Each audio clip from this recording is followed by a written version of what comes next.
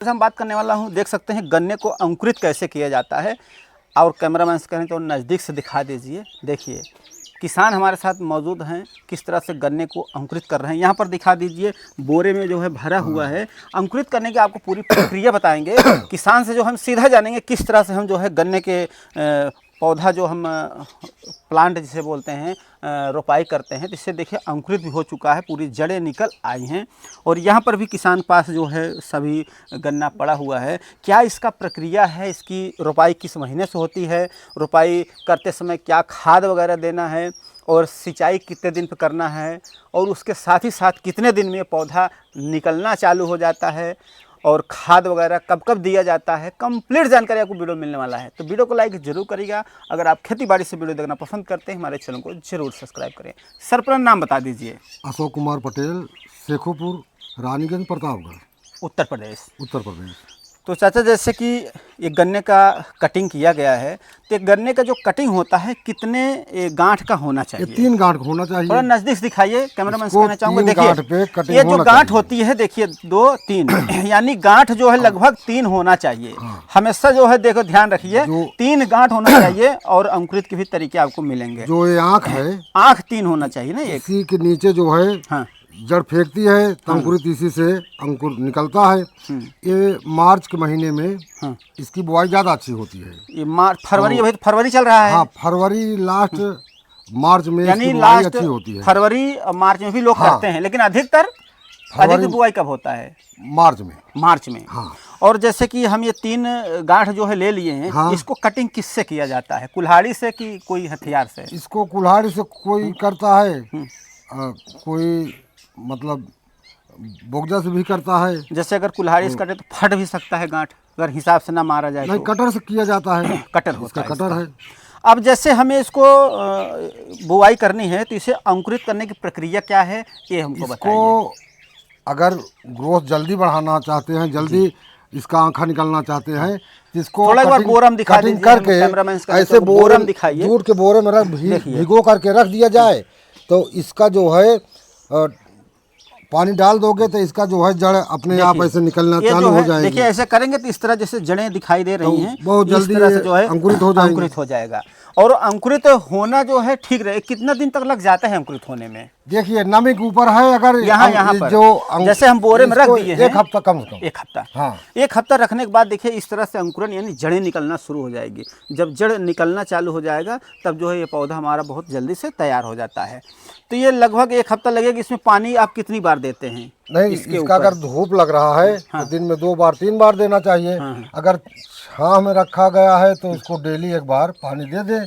और जूट की बोरी में अगर रहेगा तो धीमे धीमे हमेशा नमी बनी रहेगी, अपने आप जड़ जो है फेंक देगा। जैसे इसमें हमने रख दिया है, जूट का बोरा है, तो हमें छांव में रखना चाहिए कि धूप? छांव में रखना चाहिए। तो ऐसा अगर आप अंकुरित करना चाहते हैं, अधिकतर आपको छांव की आवश्यकता पड़ेगी। अगर कहीं भी रखना चाहते हैं तो छांव रहेगा तो आपको ज़्यादा ठीक पड़ेगा। उसके बाद आप दिन में 1 बार 2 बार उसको पानी की छींटा मार देना है। अब जैसे यहाँ पर ये अंकुरित हो गया है, तो अब इसकी हम रोपाई कैसे करेंगे और खेत की तैयारी कैसे होगा? जुताई करके उसमें नमी बनी रहे, नमी होना चाहिए। और जुताई करने के बाद गहरी जुताई होनी चाहिए इसको। लगभग कितनी बार? जैसे अभी लोग किसान का जैसे कि कोई ऐसे भी होते हैं कि गन्ने की रोपाई किए हैं, उसको उजाड़ करके करना चाहते हैं। या कोई गेहूं सरसों की कटाई करने के बाद करना चाहते हैं। सरसों मटर काटने के बाद इसकी जो है तब कितनी बार उसकी हमें करना चाहिए बुआई? देखिए अगर इसको मिश्रण से 2 बार कर देते हैं अगरा करके, तो ये 5 इंच तक जुताई हो जाती है। 5 इंच तक। तो 4 इंच पे इसको बोआ जाता है। 1 इंच इसकी जड़ जो है नीचे भागने का क्षमता बना रहेगा। इसमें जो है रिजेंट डाल करके तब बोना चाहिए, क्योंकि इसमें जो बैक्टीरिया आ जाती हैं मीठापन के लिए, जब मीठा इसमें रहता है तो आ जाते हैं कीटाणु। तो रिजेंट डालने के बाद इसमें जो है बैक्टीरिया आएगी, नष्ट हो जाएगी, तब इसका ग्रोथ अच्छा होगा। इसके अंदर रिजेंट लगाना पड़ेगा। हाँ, रिजेंट लगाना पड़ता है। रिजेंट किस तरह से लगाएंगे? इसमें डायरेक्ट लगाएंगे या पानी में घोल कर लगाएंगे, क्या प्रक्रिया है? देखिए रिजेंट इसको जब बो रहे हैं तो रिजेंट उसी नाली में फेंक दिया जाता है। अच्छा, तो नाली में जहाँ पर इसकी बुआई हम करेंगे, वहीं में हमको डाल देना है जगह जगह। तो अब इसकी जैसे हमने रोपाई करना है, तो उसमें गोबर खाद भी डालना जरूरी पड़ता है? अगर रिजन डाल रहे हैं तो गोबर डाल दीजिए, उसमें कीटाणु सब नष्ट हो जाएंगे, बहुत अच्छा काम करेगा। और इसमें कोई यूरिया डाई नहीं पड़ती। हाँ।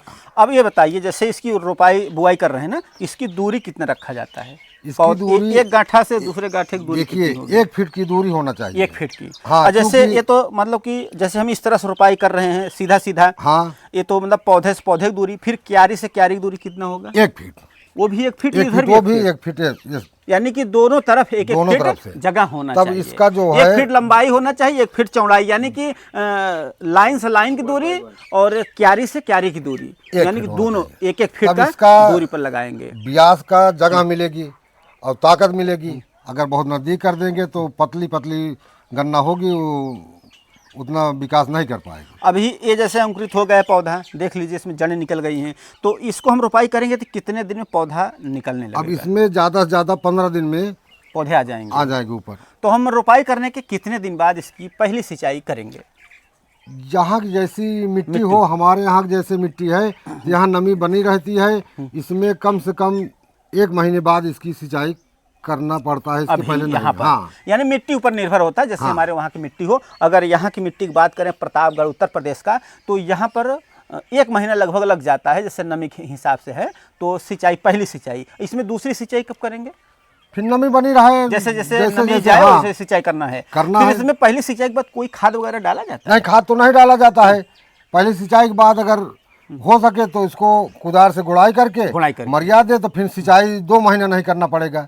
अगर आप गुड़ाई कर देते हैं, उसको मरिया देते हैं, तो नमी बनी रहेगी, नमी उसकी जाएगी नहीं। अगर नहीं गुड़ाई करते हैं तो नमी चली जाएगी, तब सींचना पड़ेगा। पहली सिंचाई करने के बाद गुड़ाई भी करना चाहिए। हाँ, गुड़ाई करने से कोई भुरभुरा पर रहेगा, जितने गांठ हैं सबसे कल्ले निकल आएंगे। कल निकलेंगे। अगर नहीं गुड़ाई करते हैं तो कुछ कम निकलते हैं। अधिक कल्ले पाने के लिए हमें गुड़ाई करना पड़ेगा, तभी जो है भुरभुरी माटी रहेगी, सब निकल जाएगी। 3 गांठ है, तीनों निकलेंगे।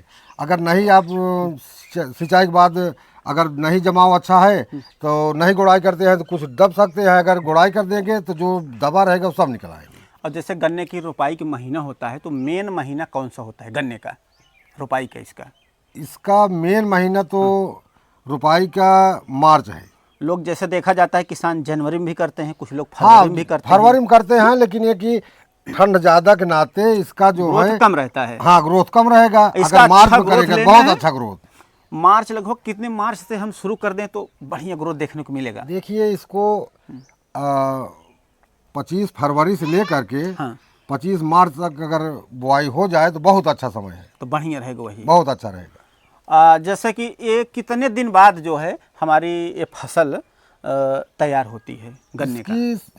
फसल तैयार होती है 8 महीने बाद। 8 महीना। हाँ, हमने इसको रोपाई कर दिया, उसको यही गुड़ाई करना है बस। सिर्फ गुड़ाई करना है, पानी देना है, बाकी इसमें खाद वगैरह दवा छिड़काव वगैरह नहीं करते। इसको जून जुलाई में अगर पानी सही ढंग से देते हैं तो इसका विकास बहुत अच्छा होगा। बहुत अच्छा होगा। हाँ।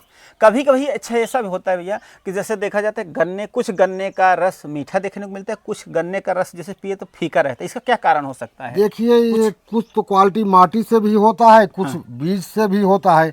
अब इसमें जो है 3 प्रकार के बीज है। अच्छा। इसका जो है रस ज़्यादा मीठा रहेगा, इसका जो है मीठा कम रहेगा, लेकिन इसमें गुड़ कम पड़ेगा, इसमें ज़्यादा पड़ेगा। ये बात है। हाँ, तो गुड़ जो है जो ज़्यादा मीठा रहेगा उसमें ज़्यादा पड़ेगा, और जो खारा टाइप रहता है तो उसमें गुड़ कम पड़ता है। अच्छा, ऐसा भी होता है कि जैसे हमारी गन्ने की फसल है, उसमें अगर नमी नहीं है, नमी बिल्कुल कम है, उस समय अगर उसका रस पिया जाता है तो मीठा लगता है, ज़्यादा मीठा रहेगा। जैसे नमी ज़्यादा है, आप सिंचाई किए हैं तो उसमें रस ज़्यादा मिलेगा और उसमें मिठाई कम रहेगी। ऐसा होता है। जैसे अभी सिंचाई है आपके गन्ने के उधर फसल में सिंचाई है, अभी उसका रस पिया जाए तो हल्का फीका रहेगा। यानी सिंचाई जैसे हुआ रहेगा तो उसमें मिठासपन कम आ जाता है।